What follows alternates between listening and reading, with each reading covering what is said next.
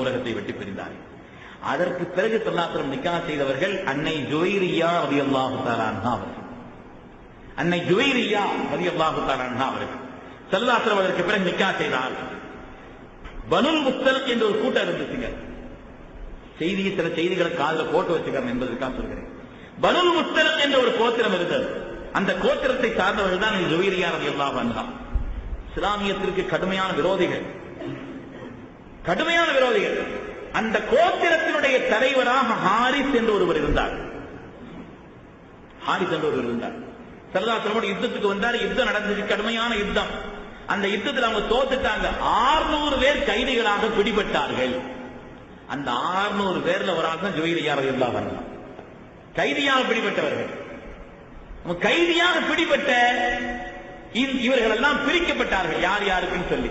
அதுல ஹஜ்ரத் ஜுவைரியா ரலியல்லாஹு அன்ஹா ஏற்கனவே வேற ஆளுக்கு பிரிக்கப்பட்டாங்க. அதுக்கு பிறகு ஸல்லல்லாஹு அலைஹி வஸல்லம் இவங்க ஒதுக்கப்பட்டாங்க. ஒதுக்கப்பட்ட உடனே அந்த கோத்திரத்தினுடைய தலைவரான ஹஜ்ரத் ஹாரிஸ் அவர்கள் ஏராளமான சன்மானங்களோடு ஸல்லல்லாஹு அலைஹி வஸல்லம் வர்றார். அந்த சன்மானங்களை எல்லாம் எடுத்துட்டு வரல. அகீக் என்ற ஒரு இடத்துல 2 ஒட்டகங்கள் நிறைய சாமான்களை கொண்டு அகீக் ஒரு இடத்துல நிறுத்தி வச்சுட்டு பேச்சுவார்த்தைக்காக நாயகத்தில் வருகிறார்.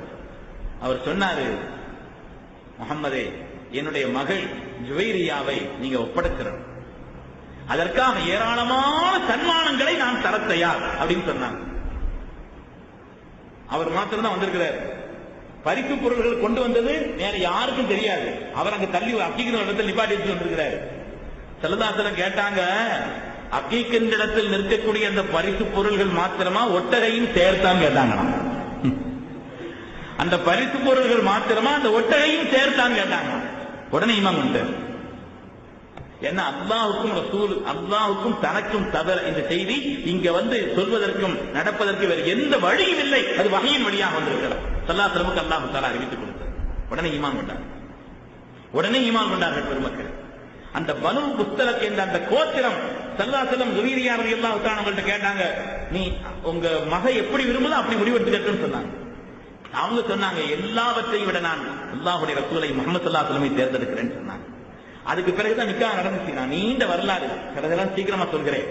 அப்படி நிக்காஹ் செய்த பிறகு சஹாபிகள் நினைத்தார்களா, ஸல்லல்லாஹு அலைஹி வஸல்லம் எந்த கோத்திரத்தில் நிக்காஹ் செய்திருக்கிறார்களோ அந்த கோத்திரத்தாரிலே உள்ள ஆட்கள் எல்லாம் நம்மிடத்தில் அடிமையாக இருப்பது நியாயம் இல்லைன்னு 600 பேரையும் எல்லா சஹாபிகளும் யாருக்கெல்லாம் பங்கு வைக்கப்பட்டதோ எல்லோரும் அவர்களை விடுவித்து விட்டார்கள். 600 பேரையும் விடுவித்து விட்டார்கள். அதனால ஜுவைரியா ரலியல்லாஹு தஆலா அவர்கள் இருக்கிறார்களே, நிக்காஹ் செய்யப்பட்டதனுடைய விளைவாக கிட்டத்தட்ட 600 கைதிகள் அதன் விளைவாக விடுவிக்கப்பட்டார்கள் என்பதை வரலாற்று நாம பார்க்கிறோம். இதற்கு ஆயிஷா ரலியல்லாஹு சொல்வார்கள், "ஃபமா அஅலம இம்ராத்தன் கானத் அஅலம பரக்கத்தன் அலா கௌமிஹா மின்ஹா." ஜுவைரியா அவர்களை விட அந்த சமுதாயத்தின் மீது பரக்கத்துள்ள வேறு பெண் யாரும் இருக்க முடியாது. அந்த ஒரு பெண்ணின் காரணத்தினால் அந்த கூட்டத்தாரே அடிமைத்தனத்திலிருந்து 600 பேர் விடுவிக்கப்பட்டார்கள் என்று அதற்கு ஆயிஷா ரலியல்லாஹு தஆலா அவர்கள் சொல்வார்கள் என்பதை வரலாற்றில் பார்க்கிறோம். பெருமக்களே, பற்றற்ற வாழ்வுக்கு சொந்தக்காரர்கள். இந்த ஜும்மா அன்னைக்கு மாத்திரம் நோன்பு வச்சாங்க. ஸல்லல்லாஹு அலைஹி வஸல்லம் நேத்து நோன்பு வச்சீங்களா, நாளைக்கு வைக்கிறீங்களா, அப்படி இல்லாட்ட தனியா அந்த நாள் மாத்திரம் வைக்க கூடாதுன்னு ஸல்லல்லாஹு அலைஹி வஸல்லம் ஒரு சட்டம் சொன்னார்களே, இந்த ஜுவைரியா அம்மா இந்த ஜுவைரியா ரலியல்லாஹு தஆலா அவர்கள் வழியாகத்தான் அந்த செய்தி உலகத்திலே சொல்லப்பட்டிருக்கிறது.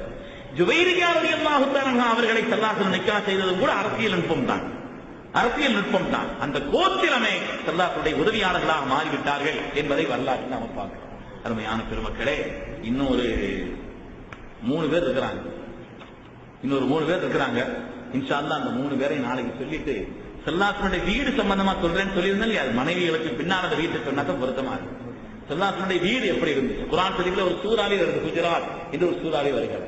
அதனால ஸல்லல்லாஹு வீடு சம்பந்தமான அந்த விஷயங்களை அது தொடர்பாக குர்ஆனிலும் ஹதீஸிலும் உள்ள அந்த செய்திகளை இன்ஷா அல்லாஹ் நாம நாளை பரிமாறிக்கொள்ளலாம்.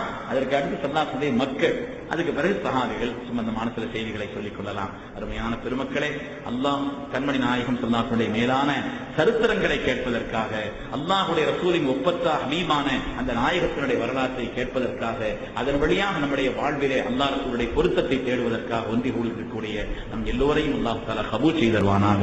நம் வாழ்வின் எல்லா விதமான சிரமங்களையும் அல்லாஹ் நீக்கி அருள்வானாக. எல்லா விதமான சோதனைகளிலிருந்தும், ஆபத்துகளிலிருந்தும், நோய் நொடிகளிலிருந்தும், வறுமையிலிருந்தும், கஷ்டங்களிலிருந்தும், கடன்களிலிருந்தும், நம்மை அழித்துக் கொண்டிருக்கக்கூடிய பாரங்கள், கவலைகள் அவ்வளவற்றிலிருந்தும் அல்லாஹ் தஆலா நமக்கு மீட்சியை தந்தருள்வானாக. சாலிஹீன்கள், சங்கைக்குரிய நபிமார்கள், அருளாளர்களுடைய பொருட்டினாலே அல்லாஹ் தஆலா நம்முடைய வாழ்வில் எல்லா விதமான வளங்களையும் தந்தருள்வானாக. நீண்ட ஹயாத்தை அல்லாஹ் நமக்கு நசீபாக்கி அருள்வானாக. நல்ல அமல்களை செய்வதிலே பிரியத்தையும் முஹப்பத்தையும் அல்லாஹ் ஏற்படுத்தி அருள்வானாக. பாவமான அனைத்து காரியங்களின் மீதும் வெறுப்பையும் அதை விட்டு விலகி வாழக்கூடிய நற்பாக்கியத்தையும் அல்லாஹ் நசீபாக்கி அருள்வானாக. நம்முடைய துன்யாவையும் அல்லாஹ் கைராக்கி அருள்வானாக. நம்முடைய ஆகிரத்தையும் அல்லாஹ் கைராக்கி அருள்வானாக. பிஹக்கி சய்யிதினா முஹம்மதின் ஸல்லல்லாஹு அலைஹி வஸல்லம் வ ஆகிரு தஅவானா அனில் ஹம்துலில்லாஹி ரப்பில் ஆலமீன்.